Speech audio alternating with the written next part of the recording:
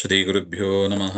ನರಸಿಂಹೋ ಕಿಲಾಜ್ಞಾನ ಮತಧ್ವಾಂತದಿವಾಕರಃ ಜಯತ್ಯಮಿತಸಜ್ಞಾನ ಸುಖಶಕ್ತಿಪಯೋನಿಧಿಃ ವ್ಯಾಸಾಯ ಭವನಾಶಾಯ ಶ್ರೀಶಾಯ ಗುಣರಾಶಯೇ ಹೃದ್ಯಾಯ ಶುದ್ಧವಿದ್ಯಾಯ ಮಧ್ವಾಯ ಚ ನಮೋ ನಮಃ. ಪ್ರಥಮೋ ಹನುಮಾನ್ನಾಮ ದ್ವಿತೀಯೋ ಭೀಮ ಏವ ಚ ಪೂರ್ಣಪ್ರಜ್ಞಸ್ತೃತೀಯಸ್ತು ಭಗವತ್ಕಾರ್ಯ ಸಾಧಕಃ. ಆಪಾದಮೌಲಿಪರ್ಯಂತಂ ಗುರುಣಾಂ ಆಕೃತಿಂ ಸ್ಮರೇತ್ ತೇನ ವಿಘ್ನಾಃ ಪ್ರಣಶ್ಯಂತಿ ಸಿದ್ಧ್ಯಂತಿ ಚ ಮನೋರಥಾಃ. ಸೃಷ್ಟಿಸ್ಥಿತ್ಯಪ್ಯಯೇಹ ನಿಯತಿದೃಶಿತಮೋ ಬಂಧಮೋಕ್ಷಾಶ್ಚ ಯಸ್ಮಾದಸ್ಯ ಶ್ರೀ ಬ್ರಹ್ಮರುದ್ರ ಪ್ರಭೃತಿ ಸುರನರದ್ವೇಷ ಶತ್ರುವಾತ್ಮಕಸ್ಯ ವಿಷ್ಣೋರ್ವ್ಯಸ್ತಾ ಸಮಸ್ತ ಸಕಲಗುಣನಿಧಿಃ ಸರ್ವದೋಷವ್ಯಪೇತಃ ಪೂರ್ಣಾನಂದಾವ್ಯಯೋ ಯೋ ಗುರುರಪಿ ಪರಮಃ ಚಿಂತಯೇತ್ ತಂ ಮಹಾಂತಂ. ಜನ್ಮಾದ್ಯಸ್ಯ ಯತೋನ್ಮಯಾದಿತರತಶ್ಚಾರ್ಥೇಷ್ವಭಿಜ್ಞಸ್ವರಾಟ್ ತೇನೇ ಬ್ರಹ್ಮಹೃದಾಯ ಆದಿಕವೇ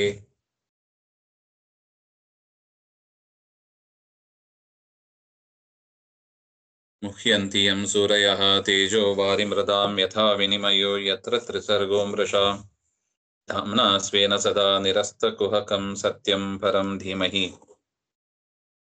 ನಾರಾಯಣಂ ನಮಸ್ಕೃತ್ಯ ನರಂ ಚೈವ ನರೋತ್ತಮಂ ದೇವೀಂ ಸರಸ್ವತೀಂ ವ್ಯಾಸಂ ತತೋ ಜಯಮುದೀರಯೇತ್. ಕೃಷ್ಣಾಯ ವಾಸುದೇವಾಯ ಹರಯೇ ಪರಮಾತ್ಮನೆ ಪ್ರಣತಃ ಕ್ಲೇಶನಾಶಾಯ ಗೋವಿಂದಾಯ ನಮೋ ನಮಃ. ಶ್ರೀ ಗುರುಭ್ಯೋ ನಮಃ. ಶ್ರೀಮದ್ ಭಾಗವತ ಪ್ರಥಮ ಸ್ಕಂದ ದ್ವಿತೀಯೋಧ್ಯಾಯದಲ್ಲಿ 11ನೇ ಶ್ಲೋಕ. ವದಂತಿ ತತ್ವವಿದಸ್ತತ್ವಂ ಯಜ್ಞಾನಮದ್ವಯಂ ಬ್ರಹ್ಮೇತಿ ಪರಮಾತ್ಮೇತಿ ಭಗವಾನಿತಿ ಶಬ್ದ್ಯತೆ ಸತ್ತಾ ಮಾತ್ರಂ ತು ಯತ್ಕಿಂಚಿತ್ ತದಸಚ್ಚಾ ವಿಶೇಷಣಂ ಉಭಾಭ್ಯಾಂ ಭಾಷ್ಯತೆ ಸಾಕ್ಷಾತ್ ಭಗವಾನ್ ಕೇವಲ ಸ್ಮೃತಃ.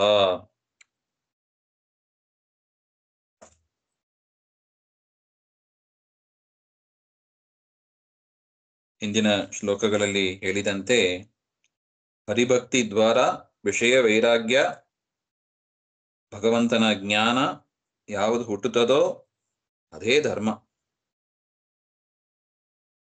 ವಿಷಯ ವೈರಾಗ್ಯ ಅಂದರೆ ಲೌಕಿಕವಾದ ಈ ಲೋಕದಲ್ಲಿ ಕಾಣುವ ಪದಾರ್ಥಗಳ ಮೇಲೆ ಇರುವ ಒಂದು ಅಲಂಬುದ್ಧಿ. ಲೌಕಿಕ ಪದಾರ್ಥದಲ್ಲಿ ಅಲಂಬುದ್ಧಿ. ಪರಮಾತ್ಮನ ಜ್ಞಾನ ಭಕ್ತಿ ಇದನ್ನ ಬೆಳಗಿಸಬೇಕು, ಇನ್ನಷ್ಟು ಹೆಚ್ಚು ಆಗಬೇಕು, ಅಧಿಕವಾಗಬೇಕು. ಅದಕ್ಕೆ ಬೇಕಾದ ಕೆಲಸಗಳನ್ನ ಮಾಡಬೇಕು, ಶ್ರವಣ ಮನನ ಇತ್ಯಾದಿಗಳನ್ನ ಮಾಡಬೇಕು. ಅದೇ ಧರ್ಮ. ಹಾಗೆ ಅಂತ ಪರಮ ಧರ್ಮ. ಇಷ್ಟು ಹೇಳಿ ನಾನು ಕಿಂ ತತ್ವಂ ಯಸ್ಯ ವಿಜ್ಞಾಸಾ ಅಪಿ ಧರ್ಮಸ್ಯ ಫಲಂ ಇತಿ ಜೀವಸ್ಯ ಅತತ್ವ ಜಿಜ್ಞಾಸೋ ನಾರ್ಥೋ ಯಶ್ಚೇಹ ಕರ್ಮಭಿಃ ಅಂತ ಹೇಳಿದ್ದಾರೆ. ಪರಮಾತ್ಮನ ತತ್ವವನ್ನ ವಿಚಾರ ಮಾಡದೇ ಹೋದರೆ, ಒಂದೇ ಮಾತಿನಲ್ಲಿ ಹೇಳುವುದಾದರೆ ಬದುಕಿದ್ದೇ ವ್ಯರ್ಥ. ಅವನು ಏನೇ ಕರ್ಮ ಮಾಡಿದರೂ ಕೂಡ ಅದು ಪ್ರಯೋಜನ ಇಲ್ಲ ಅಂತ. ಅದರಿಂದ ಭಗವಂತನ ಒಂದು ಜಿಜ್ಞಾಸ, ಶ್ರವಣ ಮನನ ಧ್ಯಾನ ಇವುಗಳನ್ನ ಮಾಡಲೇಬೇಕು. ಆಪ್ಷನಲ್ ಅಲ್ಲ, ಅದು ಮ್ಯಾಂಡೇಟರಿ ಅಂತ. ಯಾವುದದು ತತ್ವ? ಹಾಗೆ ಅಂತ ಯಾವ ತತ್ವವನ್ನ ಜಿಜ್ಞಾಸ ಮಾಡದೇ ಇದ್ದರೆ ವ್ಯರ್ಥ ಅಂತ ಹಿಂದೆ ಹೇಳಿದ್ರು, ಯಾವುದದು ತತ್ವ ಅಂತ ಈ ಶ್ಲೋಕದಲ್ಲಿ ಹೇಳ್ತಾರೆ. ವದಂತಿ ತತ್ವವಿದಃ, ಕಪಿಲ ಮುಂತಾದ ತತ್ವವನ್ನ ಸರಿಯಾಗಿ ಬಲ್ಲವರು ಅವರು ಹೇಳ್ತಾರೆ, ತತ್ವ ಅಂದ್ರೆ ಯಾವುದು ಅಂದ್ರೆ ಯಜ್ಞಾನಂ ಅದ್ವಯಂ. ಯಾವುದು ಜ್ಞಾನ ರೂಪವಾಗಿದೆಯೋ, ಯಾವುದು ಸಮ ಮತ್ತು ಅಧಿಕ ಇಲ್ಲದಾಗಿದೆಯೋ ಅದನ್ನ ತತ್ವ ಅಂತ ತಿಳಿಬೇಕು. ತತ್ವ ಅಂದ್ರೆ ಯಾವುದು ಅಂದ್ರೆ ಪರಮಾತ್ಮ. ಪರಮಾತ್ಮ ಏನಾಗಿದ್ದಾನೆ? ಜ್ಞಾನರೂಪನಾಗಿದ್ದಾನೆ. ಜ್ಞಾನರೂಪ ಅಂದ್ರೆ ಜ್ಞಾನವೇ ಶರೀರ. ಈಗ ಸಂಕ್ರಾಂತಿ ಹಬ್ಬ ದಿವಸ ಮಾಡ್ತೀವಿ ನೋಡಿ, ಸಕ್ಕರೆ ಅಚ್ಚು ಅಂತ ಆ ಗೊಂಬೆ ಮಾಡಿರ್ತಾರೆ. ನಾನಾ ವಿಧವಾದ ಗೊಂಬೆಗಳು ಇರುತ್ತದೆ. ಅದೇ ಎಲ್ಲವೂ ಏನಾಗಿರುತ್ತದೆ? ಸಕ್ರಿಮಯ, ಸಕ್ರಿಯಿಂದಲೇ ಆದದ್ದು. ಅದೇ ರೀತಿಯಾಗಿ ಪರಮಾತ್ಮನ ಶರೀರ ಜ್ಞಾನ ಆನಂದ ಇವುಗಳಿಂದ ಆದ ಶರೀರ ಅದು. ನಮ್ಮ ಶರೀರ ರಕ್ತ ಮಾಂಸಗಳಿಂದ ಆದದ್ದು. ಪರಮಾತ್ಮನ ಶರೀರ, ಲಕ್ಷ್ಮಿಯ ಶರೀರ ಆ ಥರ ಅಲ್ಲ, ಲಕ್ಷಣವಾದದ್ದು. ಈ ರೀತಿಯಾಗಿ ಆ ತತ್ವವನ್ನ ಯಾವುದು ಜ್ಞಾನ ರೂಪವಾಗಿದೆಯೋ ಮತ್ತು ಯಾವುದಕ್ಕೆ ಸಮ ಇಲ್ಲ, ಪರಮಾತ್ಮನಿಗೆ ಸಮ ಇಲ್ಲ, ಪರಮಾತ್ಮನಿಗೆ ಅಧಿಕರಾದವರು ಇಲ್ಲ. ಅಂತ ಪರಮಾತ್ಮನನ್ನ ತತ್ವ ಅಂತ ಕರೀತಾರೆ. ಮತ್ತು ಆ ತತ್ವವನ್ನ ವೇದಾದಿ ಶಾಸ್ತ್ರಗಳಲ್ಲಿ ಬ್ರಹ್ಮ ಅಂತ ಕರೀತಾರೆ, ಪರಮಾತ್ಮ ಅಂತ ಕರೀತಾರೆ, ಭಗವಾನ್ ಅಂತ ಕರೀತಾರೆ. ಎಲ್ಲವೂ ಕೂಡ ತತ್ವವೇ. ತತ್ವ ಅಂದ್ರೆ ಜ್ಞಾನ ಸ್ವರೂಪನಾಗಿ ಸರ್ವೋತ್ತಮನಾಗಿ ಯಾರು ಇರ್ತಾನೋ ಅವನೇ ತತ್ವ. ಅವನನ್ನೇ ಪರಬ್ರಹ್ಮ ಅಥವಾ ಬ್ರಹ್ಮ, ಪರಮಾತ್ಮ, ಭಗವಾನ್ ಹಾಗೆ ಅಂತ ಶಬ್ದಗಳಿಂದಲ ಶಾಸ್ತ್ರಗಳಲ್ಲಿ ಕರೀತಾರೆ. ಅದರಿಂದ ನೋಡಿ, ಇಲ್ಲಿ ಬ್ರಹ್ಮ ಶಬ್ದ ಇದೆ. ಬ್ರಹ್ಮ ಶಬ್ದ ಯಾರನ್ನ ಹೇಳುತ್ತದೆ? ಯಾರು ಜ್ಞಾನ ರೂಪನಾಗಿ ಇದ್ದು ಸಮಾಧಿಕ ಇಲ್ಲದವನಾಗಿದ್ದಾನೋ. ಈಗ ಲಕ್ಷ್ಮಿಯನ್ನ ಹೇಳೋಣ ಅಂತ ಅಂದರೆ ಲಕ್ಷ್ಮಿಯು ಕೂಡ ಜ್ಞಾನ ರೂಪವೇ.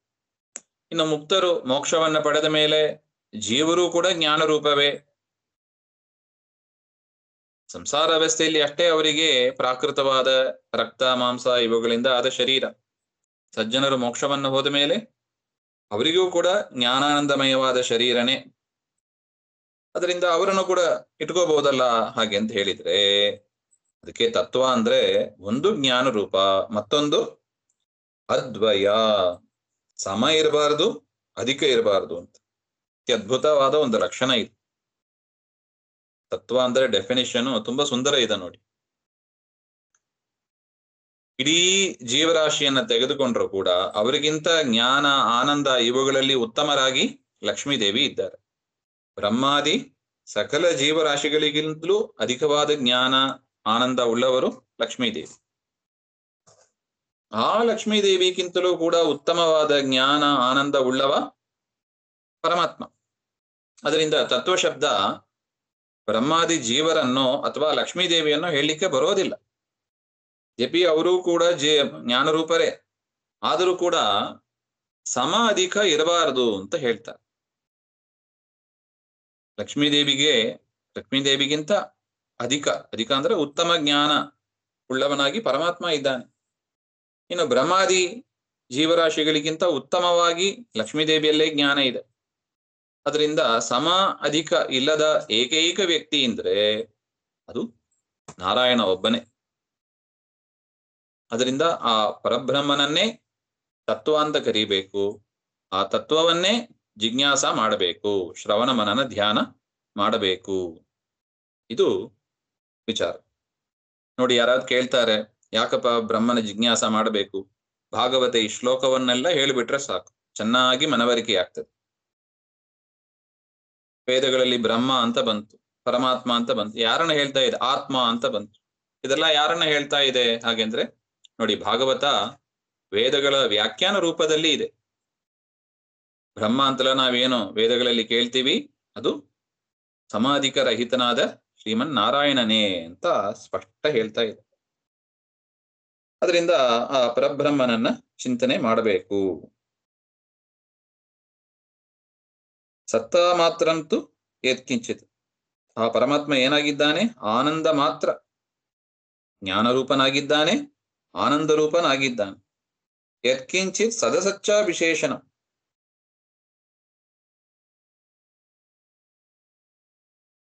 ಆ ಪರಮಾತ್ಮನ ಜ್ಞಾನ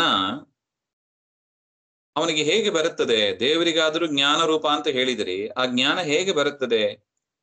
ಇದು ವಿಚಾರ ಮಾಡಬೇಕು. ನಮಗೆ ಹೇಗೆ ಜ್ಞಾನ ಬರುತ್ತದೆ? ಒಂದು ವಸ್ತುವಿನ ಜ್ಞಾನ, ಇದು ಪುಸ್ತಕ, ಜ್ಞಾನ ಹೇಗೆ ಬರುತ್ತದೆ? ಕಣ್ಣಿನಿಂದ ಆ ಪದಾರ್ಥವನ್ನು ನೋಡ್ತೀವಿ, ಮನಸ್ಸಿಗೆ ಕನೆಕ್ಟ್ ಆಗ್ತದೆ, ಮನಸ್ಸಿನಿಂದ ಜೀವನಿಗೆ ಕನೆಕ್ಟ್ ಆಗ್ತದೆ, ಜ್ಞಾನ ಬಂತು. ಇದು ನಮಗೆ ಜ್ಞಾನ ಬರುವ ಕ್ರಮ. ಅಂದ್ರೆ ಇಂದ್ರಿಯಗಳ ಮೂಲಕ ನಮಗೆ ಜ್ಞಾನ ಬರುತ್ತದೆ. ಶಬ್ದ ಕೇಳ್ತೀವಿ, ಜ್ಞಾನ ಬಂತು. ಕಣ್ಣಿನಿಂದ ನೋಡ್ತೀವಿ, ಮೂಗಿನಿಂದ ಮೂಸಿ ನೋಡ್ತೀವಿ, ನಾಲಿಗೆಯಿಂದ ರುಚಿ ನೋಡ್ತೀವಿ, ಕೈಯಿಂದ ಸ್ಪರ್ಶ ಮಾಡ್ತೀವಿ, ತಣ್ಣೀರೋ ಬಿಸಿನೀರೋ, ಜ್ಞಾನ ಬಂತು. ಇಂದ್ರಿಯಗಳಿಂದ, ಮನುಷ್ಯರಿಗೆ ದೇವತೆಗಳಿಗೆಲ್ಲ ಇಂದ್ರಿಯಗಳಿಂದ ಬರತಕ್ಕ ಜ್ಞಾನ. ಆದರೆ ಪರಮಾತ್ಮನಿಗೆ ಹಾಗಿಲ್ಲ. ಸ್ವಾಭಾವಿಕವಾಗಿ ಎಲ್ಲಾ ವಸ್ತುವಿನ ಜ್ಞಾನವೂ ಕೂಡ ಸ್ವಾಭಾವಿಕವಾಗಿ ತಿಳಿದಿದ್ದಾನೆ. ಇಂದ್ರಿಯಗಳ ಮೂಲಕ ಜ್ಞಾನ ತನಿಕರ್ಷಾಗಿ ಒಳಗೋಗಿ ಜ್ಞಾನ ಬಂತು, ಆ ರೀತಿಯಾಗಿ ಅಲ್ಲ. ಅದನ್ನ ಹೇಳ್ತಾ ಇದ್ದಾರೆ. ಯತ್ಕಿಂಚಿತ್ ಸದಸಚ್ಚ ವಿಶೇಷಣ ಉಭಾಭ್ಯಾಂ ಭಾಷ್ಯತೆ. ಕಾರ್ಯವನ್ನು ತಿಳಿದಿದ್ದಾನೆ, ಕಾರಣವನ್ನು ತಿಳಿದಿದ್ದಾನೆ. ಯಾವ ಕಾರಣವನ್ನ ಬಳಸಿದರೆ ಏನು ಕಾರ್ಯ ಆಗೋದು ಆ ಜ್ಞಾನ ದೇವರಿಗೆ ಇದೆ. ಈಗ ನೋಡಿ, ಅನ್ನ ಮಾಡಬೇಕು, ಅಕ್ಕಿ ಕಾರಣ, ಅನ್ನ ಕಾರ್ಯ. ಅಕ್ಕಿ ಇಟ್ಟುಕೊಂಡ್ರೆ ಅನ್ನ ಮಾಡಬಹುದು ಅಂತ ಜ್ಞಾನ ಇದ್ರೆ ಅಡಿಗೆ ಆಗ್ತದೆ. ದೇವರಿಗೆ ಈ ರೀತಿಯಾದ ಕಾರ್ಯ, ಯಾವುದನ್ನ ಇಟ್ಟುಕೊಂಡು ಯಾವುದನ್ನ ಮಾಡಬೇಕು, ಕಾರಣ ಕಾರ್ಯ, ಈ ಜ್ಞಾನ ದೇವರಿಗೆ ಸ್ವಾಭಾವಿಕವಾಗಿ ಇದೆ. ಅದರಿಂದಲೇ ಪ್ರಕೃತಿಯನ್ನ ಇಟ್ಟುಕೊಂಡು ಮಹತ್ತತ್ವದಿಂದ ಅಹಂಕಾರ ತತ್ವ, ಅಹಂಕಾರ ತತ್ವದಿಂದ ಪಂಚಭೂತಗಳು ಇತ್ಯಾದಿಯಾಗಿ ಈ ಪ್ರಪಂಚವನ್ನ ಯಾವುದನ್ನು ಹುಟ್ಟಿಸಬೇಕು, ಈ ಜ್ಞಾನ ದೇವರಿಗೆ ಮಾತ್ರ ಇದೆ, ಬೇರೆಯವರಿಗೆ ಇಲ್ಲ. ಅದರಿಂದ ದೇವತೆಗಳು, ಬ್ರಹ್ಮಾದಿ ದೇವತೆಗಳು ಕೂಡ ಇಲ್ಲೇ ಮುಂದೆ ಬರುತ್ತದೆ, ಭಾಗವತದಲ್ಲೇ ಹೇಳ್ತಾರೆ. ತತ್ವಗಳನ್ನ ಸೃಷ್ಟಿ ಮಾಡಿದ ಮೇಲೆ ದೇವತೆಗಳೆಲ್ಲ ಹೋಗಿ ಪ್ರಾರ್ಥನೆ ಮಾಡ್ತಾರೆ. ಬ್ರಹ್ಮಾದಿ ದೇವತೆಗಳು, ಸ್ವಾಮಿ ತತ್ವಗಳ ಸೃಷ್ಟಿ ಆಗಿದೆ, ರಾ ಮೆಟೀರಿಯಲ್ ಸೃಷ್ಟಿ ಆಗಿದೆ, ಬ್ರಹ್ಮಾಂಡ ಹೇಗೆ ಸೃಷ್ಟಿ ಮಾಡಬೇಕು ನಮಗ್ ಗೊತ್ತಿಲ್ಲ, ನೀನೇ ಮಾಡಿಕೊಡ್ಬೇಕು ಹಾಗೆ ಅಂತ ಪ್ರಾರ್ಥನೆ ಮಾಡಿದಾಗ ಪರಮಾತ್ಮ ಬ್ರಹ್ಮಾಂಡವನ್ನ ಸೃಷ್ಟಿ ಮಾಡ್ತಾನೆ ಅಂತ ಬರುತ್ತದೆ. ಈ ರೀತಿಯಾಗಿ ಎರಡರ ಜ್ಞಾನ, ಕಾರ್ಯಜ್ಞಾನವೂ ದೇವರಿಗೆ ಇದೆ, ಕಾರಣ ಜ್ಞಾನವೂ ದೇವರಲ್ಲಿ ಇದೆ, ಸ್ವಾಭಾವಿಕವಾಗಿ ಇದೆ. ಹಾಗೆ ತಚ್ಶ್ರದ್ಧದಾನ ಮುನಯೋ ಜ್ಞಾನವೈರಾಗ್ಯ ಯುಕ್ತಯ ಪಶ್ಯಂತ್ಯಾತ್ಮನಿ ಚಾತ್ಮಾನಂ ಭಕ್ತ್ಯ ಶ್ರುತಿ ಗೃಹೀತಯ.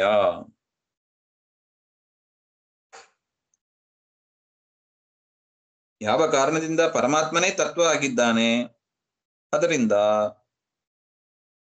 ತಮೇವ ಪಶ್ಯಂತಿ ಮುನಯ, ಜ್ಞಾನಿಗಳಾದವರು ಜ್ಞಾನ ವೈರಾಗ್ಯದಿಂದ ಕೂಡಿದವರಾಗಿ ಪರಮಾತ್ಮನ ತತ್ವಜ್ಞಾನವನ್ನ ಚೆನ್ನಾಗಿ ಶ್ರವಣ ಮನನ ಮಾಡಿ ತಿಳ್ಕೋತಾರೆ.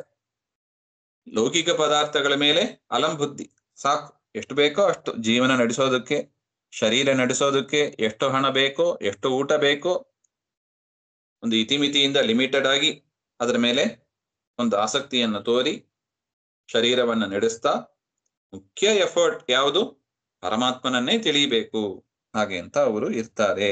ಇದ್ದು ಏನ್ ಮಾಡ್ತಾರೆ, ಅದರಿಂದ ಏನಾಗ್ತದೆ ಅವರಿಗೆ, ಪಶ್ಯಂತಿ ಆತ್ಮನಿಚ ಆತ್ಮಾನಂ, ತಮ್ಮ ಹೃದಯದಲ್ಲಿ ಪರಮಾತ್ಮನನ್ನ ಕಾಣ್ತಾರೆ. ನಮಗೆ ಎರಡೂ ಬೇಕು ಅಂತ ಇಟ್ಟುಕೊಳ್ಳಿ, ಲೌಕಿಕ ಪದಾರ್ಥವೂ ಬೇಕು, ಅಲೌಕಿಕವಾದ ಪರಮಾತ್ಮನೂ ಬೇಕು. ದೇವರು ಹೇಳ್ತಾನೆ, ಬೇಡಪ್ಪ, ಆ ಸಹವಾಸನೆ ಬೇಡ, ನಿನಗೆ ನಾನು ಬೇಕು ಅಂದ್ರೆ ಲೌಕಿಕ ಪದಾರ್ಥವನ್ನೆಲ್ಲ ಅದರ ಮೇಲೆ ಇರುವ ಮೋಹವನ್ನ ಬಿಡು.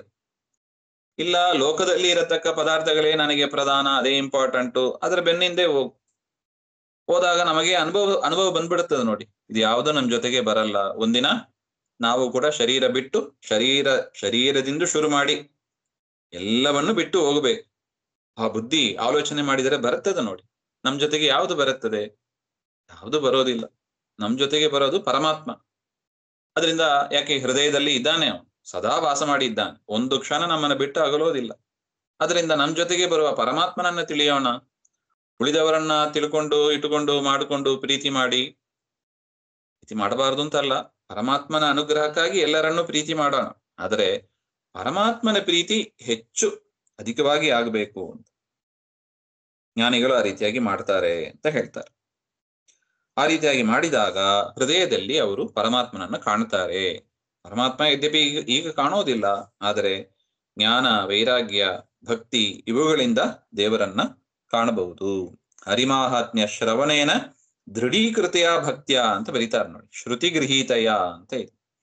ಪರಮಾತ್ಮನ ಮಹಿಮೆ ಶ್ರವಣ ಮಾಡ್ತಾ ಮಾಡ್ತಾ ಏನಾಗ್ತದೆ, ಆ ಭಕ್ತಿ ದೃಢವಾಗ್ತದೆ. ಹೌದು, ದೇವರೇ ಸರ್ವೋತ್ತಮ, ದೇವರೇ ರಕ್ಷಕ, ದೇವರೇ ನಮ್ ಜೊತೆಗೆ ಬರೋದು, ಅವನ ಕಡೆ ಫೋಕಸ್ ಮಾಡೋಣ. ಉಳಿದವ್ರು ಯಾರೋ ಎಲ್ಲ ಬಿಟ್ಟು ಹೋಗೋವರೇ ಒಂದಲ್ಲ ಒಂದಿನ.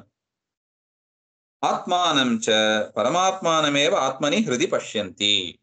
ಆ ರೀತಿಯಾಗಿ ಯಾರು ಚಿಂತನೆ ಮಾಡ್ತಾ, ಈ ತರ ಥಾಟ್ಸು ಬಂದು ಹೋಗೋದಲ್ಲ, ಸ್ಟಬರ್ನ್ ಆಗಿ ಮನಸ್ಸಿನಲ್ಲಿ ದೃಢ ಆಗಬೇಕು.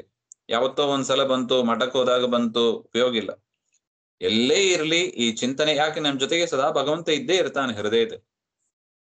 ಅದರಿಂದ ಹೃದಯದಲ್ಲಿ ಇರತಕ್ಕ ಆ ಪರಮಾತ್ಮನನ್ನ ಶ್ರವಣ ಮನನ ಧ್ಯಾನ ಮಾಡಿ ಜ್ಞಾನಿಗಳು ಕಾಣ್ತಾರೆ. ಅತಃ ಪುಂಬಿರ್ ದ್ವಿಜಶ್ರೇಷ್ಠಾ ವರ್ಣಾಶ್ರಮ ವಿಭಾಗಶಃ ಸ್ವನಿಷ್ಠಿತಸ್ಯ ಧರ್ಮಸ್ಯ ಸಂಸಿದ್ಧಿ ಹರಿತೋಷಣಂ. ಈ ರೀತಿಯಾಗಿ ಧರ್ಮ, ಅರ್ಥ, ಕಾಮ ಇದೆಲ್ಲವೂ ಕೂಡ ಪರಮಾತ್ಮನಲ್ಲಿ ಭಕ್ತಿ ಮಾಡುವುದಕ್ಕಾಗಿ, ಪರಮಾತ್ಮನ ಜ್ಞಾನವನ್ನ ಪಡೆಯುವುದಕ್ಕಾಗಿ ನಮಗೆ ಬೇಕಾಗ್ತದೆ. ಅದರಿಂದ ದ್ವಿಜಶ್ರೇಷ್ಠರಾದ ಶೌನಕಾದಿ ಋಷಿಗಳೇ, ನೀವೇನ್ ಪ್ರಶ್ನೆ ಮಾಡಿದಿರಿ 6 ಪ್ರಶ್ನೆ, ಅದು ಉಚಿತವಾದದ್ದು ಅಂತ. ಸಂಸಿದ್ಧಿ ಹರಿತೋಷಣಂ. ಹರಿಪ್ರಸಾದ, ಹರಿಪ್ರೀತಿ ರೂಪಕವಾದ ಪ್ರಸಾದವೇ ಅದು ಫಲ. ಇದಕ್ಕೆ ನಾವು ಮಾಡಿದ ಧರ್ಮಕ್ಕೆ ಫಲ ಏನು? ಪರಮಾತ್ಮನ ಅನುಗ್ರಹವೇ ಫಲ. ಉಳಿದ ಲೌಕಿಕವಾದ ಫಲಗಳನ್ನ ನಾವು ಬಯಸಬಾರದು. ಜ್ಞಾನಿಗಳು ಬಯಸೋದಿಲ್ಲ. ಜ್ಞಾನಿಗಳು ಬಯಸೋದಿಲ್ಲ, ಜ್ಞಾನಿ ಆಗಲಿಕ್ಕೆ ಇಚ್ಛೆ ಪಡುವವರು ಕೂಡ ಬಯಸಬಾರದು ಅಂತ ಅರ್ಥ. ತಸ್ಮಾದೇಕೇನ ಮನಸಾ ಭಗವಾನ್ ಸಾತ್ವತಾಂ ಪತಿ ಶ್ರೋತವ್ಯ ಕೀರ್ತಿತವ್ಯಶ್ಚ ಧ್ಯೇಯ ಪೂಜ್ಯಶ್ಚ ನಿತ್ಯದ. ಈ ರೀತಿಯಾಗಿ ಶ್ರವಣಾದಿ ರೂಪ ಜಿಜ್ಞಾಸ ಮಾಡ್ತಾ, ಶ್ರವಣ ಮನನಾದಿಗಳನ್ನ ಮಾಡ್ತಾ, ಹರಿಪ್ರಸಾದ ಫಲಪರ್ಯಂತಂ, ಪರಮಾತ್ಮನ ಪ್ರಸಾದ ಅನುಗ್ರಹ ಆಗುವ ತನಕ ಇದನ್ನ ಮಾಡಬೇಕು. ಎಷ್ಟು ದಿವಸ ಅಂತ ಕೇಳಬಾರದು. ಏನು ಇದು ಚಾತುರ್ಮಾಸಿ ಇದ್ದಂಗೆ 4 ತಿಂಗಳು ವ್ರತನೋ, ಎಷ್ಟು ದಿವಸ ಈ ರೀತಿಯಾಗಿ ಇರಬೇಕು ಹಾಗೆ ಕೇಳಬೇಡಿ ಅಂತ. ಫಲ ಸಿಗುವ ತನಕ ಹರಿ ಅನುಗ್ರಹ, ಈ ಜನ್ಮದಲ್ಲೋ ಯಾವ ಜನ್ಮದಲ್ಲೋ ಮುಂದಿನ ಜನ್ಮಗಳಲ್ಲಿ ಹರಿಪ್ರಸಾದ ಆಗುವ ತನಕ ಈ ಶ್ರವಣಾದಿಗಳನ್ನ ನಾವು ಬಿಡಬಾರದು ಅಂತ ಸೂತಾಚಾರ್ಯರು ಹೇಳ್ತಾರೆ. ಇದು ಕರ್ತವ್ಯ, ನಮ್ಮ ಡ್ಯೂಟಿ ಇದು. ಆದ್ದರಿಂದ ಹರಿಪ್ರಸಾದ ಆಗುವ ತನಕ ಏಕಾಗ್ರೇ ಮನಸ್ಸಿನಿಂದ ಪರಮಾತ್ಮನನ್ನ ಯಜ್ಞಯಾಗಾದಿ ಕರ್ಮಗಳನ್ನ ಮಾಡ್ತಾ, ಶ್ರವಣಾದಿಗಳನ್ನ ಮಾಡ್ತಾ, ಪೂಜೆ ಮಾಡ್ತಾ, ದೇವರು ಹೇಳಿದ ಕೆಲಸಗಳನ್ನ ಮಾಡ್ತಾ ಇರಬೇಕು. ಯದನುಧ್ಯಾಯಿನೋ ಯುಕ್ತಾಹ ಕರ್ಮಗ್ರಂಥಿ ನಿಬಂಧನಂ ಚಿಂದಂತಿ ಗೋವಿದಾಸ್ತಸ್ಯ ಕೋನ ಕುರ್ಯಾತ್ ಕಥಾರತಿಂ. ಪರಮಾತ್ಮನ ದರ್ಶನ ಆಯ್ತು. ಹೃದಯದಲ್ಲಿ ಪರಮಾತ್ಮನ ಕಾಣ್ತಾರೆ ಅಂತ ಹಿಂದೆ ಹೇಳಿದ್ರು. ಆ ಪರಮಾತ್ಮನ ಕಾಣುವುದರಿಂದ ಫಲ ಏನು? ಆಯ್ತು, ಪರಮಾತ್ಮನನ್ನು ಕಂಡಾಯ್ತು. ಈ ಯಜ್ಞಯಾಗಾದಿ ಧರ್ಮಗಳು ಎಲ್ಲವೂ ಕೂಡ ಜ್ಞಾನ ಭಕ್ತಿಗಳಿಗಾಗಿ, ಆ ಜ್ಞಾನ ಭಕ್ತಿಯಿಂದ, ವೈರಾಗ್ಯದಿಂದ ದೇವರನ್ನ ಕಾಣಬಹುದು. ಆಯ್ತು, ದೇವರನ್ನ ಕಂಡಾಯ್ತು, ಮುಂದೆ ಏನು ಅಂತ ಕೇಳ್ತಾರೆ. ಮುಂದೆ ಏನು ಹಾಗೆಂದ್ರೆ, ಯತ್ ಪರಮಾತ್ಮ ರೂಪಂ ತತ್ವಂ ನಿರಂತರಂ ಧ್ಯಾತುಂ ಶೈಲಮಸ್ತಿ ಇತಿ. ಈ ರೀತಿಯಾಗಿ ನಾವು ಶ್ರವಣ ಧ್ಯಾನ, ವಿಶೇಷವಾಗಿ ಧ್ಯಾನ ಮಾಡ್ತಾ ಇದ್ರೆ, ಪರಮಾತ್ಮನ ರೂಪವನ್ನೇ ಚಿಂತನೆ ಮಾಡ್ತಾ ಇದ್ರೆ, ಆಗ ಏನಾಗ್ತದೆ? ಯೋಗದ ಫಲವನ್ನು ನಾವು ಪಡೆಯಬಹುದು. ಯೋಗ ಫಲವನ್ನು ಪಡೆದಾಗ ಏನಾಗ್ತದೆ? ಕರ್ಮಾಣ್ಯೇವ ಗ್ರಂಥಯ ಪಾಶಾಹ ತೈಹಿ ನಿತರಾಂ ಬಂಧನಂ ಚಿಂದಂತಿ. ಈ ಕರ್ಮದ ಪಾಶ ಎನ್ನುವುದು ಏನಿದೆ, ಬಂಧನ, ಆ ಬಂಧನ ನಮ್ಮಿಂದ ಹೊರಟೋಗ್ತದೆ. ಇದು ಪರಮಾತ್ಮನ ದರ್ಶನದ ಫಲ. ಪರಮಾತ್ಮನ ದರ್ಶನದ ಫಲ ಏನು ಹಾಗೆಂದ್ರೆ, ಕರ್ಮ ಬಂಧನದಿಂದ ವಿಮುಕ್ತರಾಗ್ತೀವಿ. ಈಗ ನೋಡಿ, ನಮಗೆ ಇಂಥವರು ತಂದೆ ತಾಯಿಗಳಾಗಿ ಈ ದಿವಸದಲ್ಲಿ ಈ ದೇಶದಲ್ಲಿ ಹುಟ್ಟಬೇಕು, ಅದಕ್ಕೇನ್ ಕಾರಣ? ನಾವು ಮಾಡಿದ ಕರ್ಮವೇ ಕಾರಣ. ಹಿಂದೆ ಏನ್ ಮಾಡಿರ್ತೀವಿ ಅದಕ್ಕೆ ತಕ್ಕಂತೆ ಯಾವ ತಂದೆ ತಾಯಿಗಳಲ್ಲಿ ಅಥವಾ ಯಾರ ಪತಿಯ ಮನೆಯಲ್ಲಿ ಹುಟ್ಟಬೇಕು, ಅದಕ್ಕೇನ್ ಕಾರಣ? ನಾವು ಹಿಂದೆ ಮಾಡಿದ ಕರ್ಮಗಳು. ಆ ಕರ್ಮಕ್ಕೆ ತಕ್ಕಂತೆ ಇಂಥವ್ರ ಮನೆಯಲ್ಲಿ ಹುಟ್ಟುತ್ತೀವಿ, ಇಂಥವ್ರ ಮನೆಯಲ್ಲಿ ಬೆಳಿತೀವಿ, ಇಂಥವ್ರು ನಮಗೆ ಪತ್ನಿಯಾಗಿ ಸಿಗ್ತಾರೆ, ಅಥವಾ ಇಂಥವ್ರು ನಮಗೆ ಪತಿಯಾಗಿ ಸಿಗ್ತಾರೆ, ಇಂಥವರೇ ನಮಗೆ ಮಕ್ಕಳಾಗಿ ಸಿಗ್ತಾರೆ. ಇದೆಲ್ಲವೂ ಕೂಡ ಕರ್ಮದ ಫಲ. ಈ ಕರ್ಮ ಕೊನೆಯೇ ಇಲ್ಲ. ಒಂದು ದಿವಸ ಒಂದು ಕರ್ಮವನ್ನ ಮಾಡ್ತಾ ಒಂದು ವ್ಯಕ್ತಿ ಭೂಮಿಯಲ್ಲಿ ಇದ್ದರೆ, ಅವನಿಗೆ 10 ಜನ್ಮಕ್ಕೆ ಬೇಕಾಗಿರುವಷ್ಟು ಕರ್ಮ ಬೆಳೆದೋಗಿರುತ್ತೆ. ಒಂದು ದಿವಸ ಶಾಸ್ತ್ರೋಕ್ತ ರೀತಿಯಲ್ಲಿ ದೇವರು ಹೇಳಿದ ಕರ್ಮಗಳನ್ನ ಮಾಡ್ತಾ ಇದ್ದರೆ 10 ಜನ್ಮಕ್ಕೆ ಬೇಕಾಗಿರುವಷ್ಟು ಕರ್ಮ ಫಲ ಅವನಿಗೆ ಸಂಗ್ರಹ ಆಗಿ ಇರುತ್ತದೆ. ಅದರಿಂದ ಕರ್ಮ ಮುಕ್ತಾಯ ಆಯಿತು ಎಂಬುದೇ ಇಲ್ಲ. ಅದರಿಂದ ಪರಮಾತ್ಮನ ಪ್ರಸಾದ ದರ್ಶನದಿಂದ ಹೃದಯದಲ್ಲಿ ದೇವರನ್ನ ಕಂಡ್ರೆ ಏನಾಗ್ತದೆ? ಈ ಕರ್ಮದ ಬಂಧನದಿಂದ ನಾವು ಬಿಡುಗಡೆಯನ್ನ ಹೊಂದುತ್ತೀವಿ. ಕರ್ಮದ ಲಿಂಕ್ ಅನ್ನ ದೇವರು ಕಟ್ ಮಾಡಿಬಿಡ್ತಾನೆ. ಆಯ್ತಪ್ಪ, ಇವನ ಕರ್ಮಗಳಿದೆ, ಇವನು ನನ್ನ ಪ್ರಸಾದವನ್ನ ಅನುಗ್ರಹವನ್ನ ಪಡೆದಿದ್ದಾನೆ, ಇನ್ನು ಮುಂದೆ ಈ ಕರ್ಮ ಇವನಿಗೆ ಅಟ್ಯಾಚ್ ಮಾಡೋದು ಬೇಡ. ಯಾಕೆ? ಆ ಕರ್ಮವನ್ನ ಅಟ್ಯಾಚ್ ಮಾಡಿದ್ದು ಯಾರು? ದೇವರೇ. ನಾವು ಹಿಂದೆ ಮಾಡಿದ ಕರ್ಮವನ್ನ ನಮಗೆ, ಯಾಕಂದ್ರೆ ಜಡ, ಅದು ಕರ್ಮ ಜಡ, ಪಾಪ ಪುಣ್ಯ ಜಡ, ಅದಕ್ಕೆ ತಾನಾಗಿ ಕೆಲಸ ಮಾಡುವ ಸಾಮರ್ಥ್ಯ ಇಲ್ಲ. ಯಾರಾவது ಒಬ್ರು ಬಂದು ಅಟ್ಯಾಚ್ ಮಾಡಬೇಕು. ಆ ಅಟ್ಯಾಚ್ ಮಾಡುವವನೇ ಬಂಧನ ಶಕ್ತಿ. ಪರಮಾತ್ಮನೇ ಅದು. ಈಗ ಹಾಲು ತಾನಾಗಿ ತಾನೇ ಮೊಸರಾಗಿ ಬಿಡುತ್ತಾ? ಇಲ್ಲ, ಯಾರು ಕಾಯಿಸ್ಬೇಕು, ಎಪ್ಪು ಹಾಕಬೇಕು, ಜಡ. ಆದ್ದರಿಂದ ಅದೇ ರೀತಿಯಾಗಿ ಕರ್ಮಗಳು ಕೂಡ ಜಡ. ಒಬ್ರು ಬಂದು ಅಟ್ಯಾಚ್ ಮಾಡ್ಬೇಕು. ಈ ಜೀವನಿಗೆ ಹಿಂದೆ ಈ ಕರ್ಮ ಮಾಡಿದ್ದಾನೆ, ಅದರಿಂದ ಇವನು ಈ ಜನ್ಮದಲ್ಲಿ, ಈ ಶರೀರದಲ್ಲಿ, ಈ ಯೋನಿಯಲ್ಲಿ ಪಶು ಪಕ್ಷಿಗಳಾಗಿಯೋ, ಮರಗಿಡಗಳಾಗಿಯೋ, ಮನುಷ್ಯರಾಗಿಯೋ, ದೇವತೆಗಳಾಗಿಯೋ ಯಾರಾಗಿ ಬೇಕಾದ್ರೆ ಹುಟ್ಟಬಹುದು. ಅವರು ಹಿಂದೆ ಮಾಡಿದ ಕರ್ಮ, ಅವರ ಯೋಗ್ಯತೆ ತಕ್ಕಂತೆ ಪರಮಾತ್ಮ ಪ್ರಸಾದವನ್ನು, ಅನುಗ್ರಹವನ್ನು ಮಾಡ್ತಾನೆ. ಅದರಿಂದ ಈ ಪರಮಾತ್ಮನ ಹೃದಯದಲ್ಲಿ ಪರಮಾತ್ಮನ ಸಾಕ್ಷಾತ್ಕಾರ ಮಾಡುವುದರ ಫಲ ಏನು ಅಂದ್ರೆ, ಈ ರೀತಿಯಾದ ಒಂದು ಕರ್ಮಗಳ ಬಂಧನದಿಂದ ಬಿಡುಗಡೆಯನ್ನು ಕೊಡ್ತಾನೆ. ನೋಡಿ, ಅತಿ ಮುಖ್ಯ ಇದು. ಮೈಲ್ ಸ್ಟೋನ್ ಅಂತ ಹೇಳ್ತಾರೆ ನೋಡಿ, ಮುಖ್ಯವಾದ ಮೈಲ್ ಸ್ಟೋನ್. ಒಂದು ಪರಮಾತ್ಮನನ್ನ ಕಾಣೋದು, ಎರಡನೆಯದು ಕರ್ಮ ಬಂಧನದಿಂದ ಬಿಡುಗಡೆಯನ್ನ ಪಡೆಯೋದು.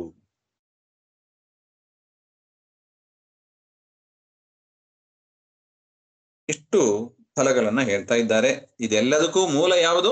ಪರಮಾತ್ಮನ ಕಥೆಯನ್ನ ಕೇಳೋದು. ಪರಮಾತ್ಮನ ಕಥೆ ಕೇಳ್ತಾ ಕೇಳ್ತಾ ಅವನಲ್ಲಿ ಭಕ್ತಿ ಬೆಳೀತದೆ. ಅದರ ಪ್ರಭಾವ ಇದೆಲ್ಲ. ಭಕ್ತಿ ಬೆಳೆದು ಲೋಕದಲ್ಲಿ ಅಲಂಬುದ್ಧಿ, ಪರಮಾತ್ಮನ ದರ್ಶನ, ಕರ್ಮದ ನಾಶ ಎಲ್ಲವೂ ಮಾಡುತ್ತದೆ. ಸ್ಟಾರ್ಟಿಂಗ್ ಪಾಯಿಂಟ್ ಯಾವುದು? ಪರಮಾತ್ಮನ ಕಥೆಯಲ್ಲಿ ರತಿ, ಆಸಕ್ತಿ ಇರಬೇಕು. ಪರಮಾತ್ಮನ ಕಥೆಗಳನ್ನ ಕೇಳಬೇಕು. ರಾಮಾಯಣ, ಮಹಾಭಾರತ, ಭಾಗವತ ಇತ್ಯಾದಿ ಪರಮಾತ್ಮನ ಕಥೆಗಳನ್ನ ಕೇಳಬೇಕು ಎಂಬ ಒಂದು ಇಚ್ಛೆ ನಮ್ಮಲ್ಲಿ ಬರಬೇಕು. ಅದಾದರೂ ಹೇಗೆ ಬರುತ್ತದೆ? ಪರಮಾತ್ಮನ ಕಥೆಯನ್ನ ಯಾಕೆ ತುಂಬಾ ಜನ ನೋಡ್ತೀವಿ, ಪರಮಾತ್ಮ ಅಂದ್ರೆ ಓಡೋಗ್ಬಿಡ್ತಾರೆ, ಮೋಕ್ಷ ಅಂದ್ರೆ ಓಡೋಗ್ಬಿಡ್ತಾರೆ. ಆಗೋದೇ ಇಲ್ಲ, ನಮಗೆ ಬೇಡವೇ ಬೇಡ ಹಾಗೆ ಅಂತ. ಪರಮಾತ್ಮನ ಕಥೆಯಲ್ಲಿ ರತಿ, ಆಸಕ್ತಿ, ಇಚ್ಛೆ ಹೇಗೆ ಬರೋದು ಹಾಗೆ ಅಂದ್ರೆ, ಶುಶ್ರೂಷೋ ಶ್ರದ್ಧದಾನಸ್ಯ ವಾಸುದೇವ ಕಥಾರತಿ ಸ್ಯಾನ್ಮಹತ್ ಸೇವೆಯ ವಿಪ್ರಾಹ ಪುಣ್ಯತೀರ್ಥ ನಿಷೇವನ. ಎರಡು ಹೇಳ್ತಾರೆ. ಪರಮಾತ್ಮನ ಕಥೆಯಲ್ಲಿ ಯಾರಿಗೆ ಆಸಕ್ತಿ ಉಂಟಾಗ್ತದೆ ಹಾಗೆ ಅಂದ್ರೆ, ಮಹತ್ ಸೇವೆಯ ಪುಣ್ಯತೀರ್ಥ ನಿಷೇವನ, ಜ್ಞಾನಿಗಳ ಸೇವೆಯನ್ನ ಮಾಡಬೇಕು. ರಾಘವೇಂದ್ರ ಸ್ವಾಮಿಗಳು ಇರ್ತಾರೆ, ಮಠಕ್ಕೆ ಹೋಗಿ ಒಂದು ನಮಸ್ಕಾರ ಮಾಡೋದು, ಒಂದು ದೀಪ ಹಚ್ಚೋದು, ಸ್ತೋತ್ರ ಪಾರಾಯಣ ಮಾಡೋದು, ದಾಸರ ಪದ್ಯಗಳು ಹೇಳೋದು, ತುಳಸಿ ಪೂಜೆ ಮಾಡೋದು, ಈ ರೀತಿಯಾಗಿ ದೊಡ್ಡವರ ಸೇವೆಯನ್ನ ಮಾಡುವುದರಿಂದ ನಮಗೆ ಪರಮಾತ್ಮನ ಕಥೆಯನ್ನ ಕೇಳುವುದಕ್ಕೆ ಒಂದು ಆಸಕ್ತಿ ಬರುತ್ತದೆ. ಇನ್ನೊಂದು ಪುಣ್ಯತೀರ್ಥ ನಿಷೇವನಾತ್. ಪುಣ್ಯತೀರ್ಥ, ಗಂಗಾ, ಕಾವೇರಿ ಅಂತ ಏನು ತೀರ್ಥಯಾತ್ರೆ ಅಂತ ಏನು ಹೇಳ್ತೀವಿ, ಅದನ್ನ ಫಲಾಪೇಕ್ಷೆ ಇಲ್ಲದೆ ಪರಮಾತ್ಮನ ಪೂಜಾ ರೂಪವಾಗಿ ಮಾಡಿ, ಆ ನದಿಗಳಲ್ಲಿ, ಸರೋವರದಲ್ಲಿ ಸ್ನಾನ ಮಾಡಿ, ಅಲ್ಲಿರತಕ್ಕ ಪರಮಾತ್ಮನ ಪ್ರತಿಮೆಗಳನ್ನ ದರ್ಶನ ಮಾಡಿ, ಸೇವೆ ಮಾಡಿ ಬರೋದು, ಬಂದು ಕೃಷ್ಣಾರ್ಪಣ ಹೇಳೋದು ಅಂತ ಏನಿದೆ, ಇದರಿಂದಲೂ ಕೂಡ ಪರಮಾತ್ಮನ ಕಥೆಯನ್ನ ಕೇಳುವುದರಲ್ಲಿ ಆಸಕ್ತಿ ಬರುತ್ತದೆ. ಇದು ಪರಮಾತ್ಮನ ಕಥೆಯಲ್ಲಿ ಆಸಕ್ತಿ ಬರುವುದಕ್ಕೆ ಇರುವ ಒಂದು ಉಪಾಯ. ಶೃಣ್ವತಾಂ ಸ್ವಕಥಾ ಕೃಷ್ಣ ಪುಣ್ಯಶ್ರವಣ ಕೀರ್ತನ ಹೃದ್ಯಂತಸ್ತು ಹ್ಯಭದ್ರಾನಿ ವಿಧುನೋತಿ ಸುಹೃತ್ಸತಾಂ. ಈ ರೀತಿಯಾಗಿ ಪರಮಾತ್ಮನ ಕಥೆಯನ್ನ ಕೇಳ್ತಾ ಕೇಳ್ತಾ ಏನಾಗ್ತದೆ? ಹೃದ್ಯಂತಸ್ಥಃ ಹ್ಯಭದ್ರಾಣಿ, ಮನಸ್ಸಿನಲ್ಲಿ ಇರತಕ್ಕ ಕೊಳೆಗಳೆಲ್ಲ ದೂರ ಆಗ್ತದೆ. ಪರಮಾತ್ಮನ ಕಥೆಯನ್ನ ಕೇಳಿದಷ್ಟು ಪರಮಾತ್ಮ ಒಳಗೆ ಪ್ರವೇಶ ಮಾಡಿರ್ತಾನೆ ವಿಶೇಷ ರೂಪದಿಂದ. ಮೊದಲು ಇದ್ದಾನೆ, ಆದರೆ ಜ್ಞಾನ ರೂಪದಿಂದ ಪ್ರವೇಶ ಆಗ್ತಾ ಇರ್ತಾನೆ. ಅದರಿಂದ ಮನಸ್ಸಿನಲ್ಲಿ ಇರತಕ್ಕ ಕೊಳೆಗಳೆಲ್ಲ ದೂರವಾಗ್ತದೆ. ಹೇಗೆ ಲೈಟ್ ಬಂದ ಕೂಡಲೇ ಕತ್ತಲೆ ಓಡೋಗ್ತದೆ ನೋಡಿ, ಕತ್ತಲೆ ಇರೋದಿಲ್ಲ. ಅದೇ ರೀತಿಯಾಗಿ ಪರಮಾತ್ಮ ಬಂದ ಕೂಡಲೇ ದೋಷಗಳು ಮನಸ್ಸಿನಲ್ಲಿ ಇರೋದಿಲ್ಲ. ಸುಹೃತ್ಸತಾಂ ನಷ್ಟಪ್ರಾಯೇಷು ಅಭದ್ರೇಷು ನಿತ್ಯಂ ಭಾಗವತ ಸೇವೆಯ ಭಗವತ್ಯುತ್ತಮ ಶ್ಲೋಕೆ ಭಕ್ತಿರ್ಭವತಿ ನೈಷ್ಟಿಕಿ. ಈ ರೀತಿಯಾಗಿ ಮನಸ್ಸು ಶುದ್ಧ ಆದ ಮೇಲೆ, ದೋಷಗಳೆಲ್ಲ ದೂರ ಆದ ಮೇಲೆ, ಕತೆ ಕೇಳಿ ಕೇಳಿ ಕೇಳಿ ಮನಸ್ಸಿನ ಕಲ್ಮಶ ಎಲ್ಲ ದೂರ ಆದ ಮೇಲೆ ಏನಾಗ್ತದೆ? ಭಾಗವತ ಸೇವೆಯ, ನಿತ್ಯಂ ಭಾಗವತ ಸೇವೆ. ಪರಮಾತ್ಮನ ಕಥೆಯಲ್ಲೇ ಇಷ್ಟು ಬೆನಿಫಿಟ್ ಎಲ್ಲ ನಾವು ಪಡೆದ ಮೇಲೆ ಅದನ್ನ ಬಿಡ್ಲಿಕ್ಕೆ ಮನಸ್ಸು ಬರ್ತದ? ಇಷ್ಟು ಉಪಕಾರ ಮಾಡ್ಕೊಂಡಿದೀವಿ, ಮನಸ್ಸು ಶುದ್ಧ ಮಾಡೋದು ಭಾರಿ ಕಷ್ಟ. ಮಹಾತ್ಮರ ಸೇವೆ, ತೀರ್ಥಯಾತ್ರೆ, ಅದಕ್ಕೆ ನೋಡಿ ಸ್ವಾಮಿಗಳು, ಯತಿಗಳು ಎಲ್ಲ ಭೂಪ್ರದಕ್ಷಿಣೆ ಮಾಡಿ ಬರ್ತಾ ಇದ್ರು ಹಿಂದಿನ ಕಾಲದಲ್ಲಿ. ಮಾಡಿ ಮಾಡಿ ಪರಮಾತ್ಮನ ತೀರ್ಥಯಾತ್ರೆ ಮಾಡ್ತಾರೆ ಅಂದ್ರೆ ಇದೇ ಕಾರಣ. ಅದರಿಂದಲೇ ಜ್ಞಾನ, ಭಕ್ತಿ ಎಲ್ಲ ಬೆಳೆಯತಕ್ಕದ್ದು.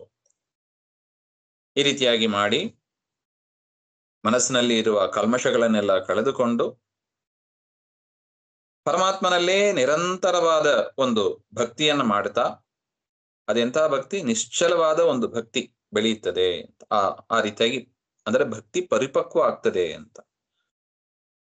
ತದಾ ರಜಸ್ತಮೋ ಭಾವಾಹ ಕಾಮಲೋಭಾದಯಶ್ಚಯೇ ಚೇತಯೇತೈರನಾಭಿದ್ಧಂ ಸ್ಥಿತಂ ಸತ್ವೇ ಪ್ರಸೀದತಿ. ಮನಸ್ಸಿನಲ್ಲಿ ಇರತಕ್ಕ ರಜಸ್ಸು, ತಮಸ್ಸು, ಅದರ ಪ್ರಭಾವ, ಅದರಿಂದ ಉಂಟಾಗತಕ್ಕ ಒಂದು ದುಷ್ಪರಿಣಾಮಗಳು ಎಲ್ಲವೂ ಕೂಡ, ಕಾಮಲೋಭ ಮುಂತಾದವುಗಳು ಎಲ್ಲವೂ ಕೂಡ ಹೋಗ್ತದೆ ಅಂತ. ಅದರಿಂದ ಪರಮಾತ್ಮನಲ್ಲೇ ಮನಸ್ಸು ಸದಾ ಇರುತ್ತದೆ. ಸ್ಥಿತಂ ಸತ್ವೇ ಪ್ರಸೀದತಿ ಏವಂ ಪ್ರಸನ್ನ ಮನಸ್ಸು ಭಕ್ತಿ ಭಗವದ್ಭಕ್ತಿ ಯೋಗತಃ. ಈ ರೀತಿಯಾಗಿ ನಿರ್ಮಲವಾದ ಒಂದು ಭಕ್ತಿಯಿಂದ ಏನಾಗ್ತದೆ? ಭಗವತ್ ತತ್ವ ವಿಜ್ಞಾನ ಮುಕ್ತ ಸಂಘಸ್ಯ ಜಾಯತೆ. ವಿಷಯದಲ್ಲಿ ವಿರಕ್ತಿ ಆಗ್ತದೆ. ನಿತ್ಯವೂ ಭಗವಂತನ ಕಥೆಯಲ್ಲಿ ಕೇಳೋಣ, ಆಸಕ್ತಿ ಮಾಡೋಣ. ಆರಂಭದಲ್ಲಿ ಬಿಟ್ಟು ಬಿಟ್ಟಾಗಿ ಕೇಳ್ತಾರೆ. ಬೆಳಿಗ್ಗೆ 1 ತಾಸು, ಸಾಯಂಕಾಲ 1 ತಾಸು, ಮಧ್ಯಾಹ್ನ 1 ತಾಸು, ಈ ರೀತಿಯಾಗಿ ಕೇಳ್ತಾರೆ. ಅದೇ ಕಾಲಕ್ರಮೇಣ ಮಾಡ್ತಾ ಮಾಡ್ತಾ ಏನಾಗ್ತದೆ? ನಿತ್ಯ ಭಗವಂತನ ಕಥೆಯಲ್ಲೇ ಕೇಳೋಣ, ಭಗವಂತನ ಮಹಿಮೆಯನ್ನೇ ಕೇಳ್ತಾರೋಣ ಅಂತ ಒಂದು ಮೆಚ್ಯೂರಿಟಿ ಅವರಿಗೆ ಬಂದೋಗ್ತದೆ. ಆಗ ವಿದ್ಯತೆ ಹೃದಯ ಗ್ರಂಥಿ ಚಿದ್ಯಂತೆ ಸರ್ವಸಂಶಯಾ ಕ್ಷೀಯಂತೆ ಚಾಸ್ಯ ಕರ್ಮಾಣಿ ಏವಂ ದೃಷ್ಟ ಏವ ಆತ್ಮನಿ ಈಶ್ವರೇ. ಆಗ ಪರಮಾತ್ಮನ ದರ್ಶನ ಆಗ್ತದೆ. ಆಗ ಹೃದಯದಲ್ಲಿ ಇರತಕ್ಕ ಗಂಟುಗಳು, ಅಮಂಗಳಗಳು ಎಲ್ಲವೂ ಕೂಡ ನಾಶವಾಗ್ತದೆ. ಹೃದಯದಲ್ಲಿ ಇರತಕ್ಕ ಸಂಶಯಗಳೆಲ್ಲ ಪರಿಹಾರ ಆಗ್ತದೆ. ಅವನ ಕರ್ಮಗಳು ಕೂಡ ಬಂಧನ ಮಾಡೋದಿಲ್ಲ, ನಾಶವಾಗ್ತದೆ. ಇದೆಲ್ಲ ಪರಮಾತ್ಮನ ದರ್ಶನದಿಂದ ಬರತಕ್ಕ ಒಂದು ಪ್ರಭಾವ. ಪರಮಾತ್ಮನ ದರ್ಶನ ಪಡೆಯುವುದರಿಂದ ಏನ್ ಬೆನಿಫಿಟ್ ಹಾಗೆ ಅಂತ ನಾವು ರಿಟೈರ್ಮೆಂಟ್ ಬೆನಿಫಿಟ್ ನೋಡ್ತೀವಿ, ಬ್ಯಾಂಕಲ್ಲಿ ಡೆಪಾಸಿಟ್ ಮಾಡಿದರೆ ಏನ್ ಬೆನಿಫಿಟ್ ಅಂತ ತಿಳ್ಕೊಂಡಿದ್ದೀವಿ. ಆದರೆ ಪರಮಾತ್ಮನ ದರ್ಶನ ಮಾಡುವುದರಿಂದ ಏನ್ ಬೆನಿಫಿಟ್ ಅದನ್ನು ಕೂಡ ತಿಳಿದಿಟ್ಕೋಬೇಕು ಅಂತ. ಯಾಕೆ? ಅದೇ ಮುಖ್ಯ. ನಮ್ ಜೊತೆಗೆ ಬರೋದು, ನೀವೆಷ್ಟೇ ಬೆನಿಫಿಟ್ ಪಡೆದ್ರು ಕೂಡ retirement benefit, bank benefit, investment benefit ನಮ್ ಜೊತೆಗೆ ಬರತಕ್ಕದ್ದಲ್ಲ. ಅದರಿಂದ ಪರಮಾತ್ಮನಲ್ಲಿ ನಾವು ಮನಸ್ಸಿಟ್ಟು ಪರಮಾತ್ಮನ ಅನುಗ್ರಹ ಪ್ರಸಾದವನ್ನ ಸಂಪಾದನೆ ಮಾಡುವುದು ಅದು ಗುರಿಯಾಗಿರಬೇಕು. ಅದಕ್ಕೆ ಪರಮಾತ್ಮನ ಕಥೆ ಕೇಳೋದು ತುಂಬಾ ಸಪೋರ್ಟಿವ್ ಆಗಿ ಇರುತ್ತದೆ ಅಂತ ಸೂತರು ಆ ಶೌನಕಾದಿಗಳು ಏನ್ ಪ್ರಶ್ನೆ ಮಾಡಿದ್ರು ಪರಮಾತ್ಮನ ಕುರಿತಾದ ಕಥೆಗಳ ಕುರಿತಾದ ಪ್ರಶ್ನೆ, ಅದನ್ನ ಹೊಗಳ್ತಾ ಬರ್ತಾ ಇದ್ದಾರೆ. ಮುಂದಿನ ವಿಚಾರ ಮತ್ತೆ ನೋಡೋಣ. ಶ್ರೀಮಧ್ವಾಂತರ್ಗತ. ಶ್ರೀಕೃಷ್ಣ ಅರ್ಪಣಮಸ್ತು. ಯಸ್ಸರ್ವಗುಣ ಸಂಪೂರ್ಣಃ ಸರ್ವದೋಷ ವಿವರ್ಜಿತಃ ಪ್ರಿಯತಾಂ ಪ್ರೀತೇಯ ಬಾಲಂ ವಿಷ್ಣೋರ್ಮೇ ಪರಮಃ ಸುಹೃತ್. ಶ್ರೀಮಧ್ವೇಶಾರ್ಪಣಮಸ್ತು.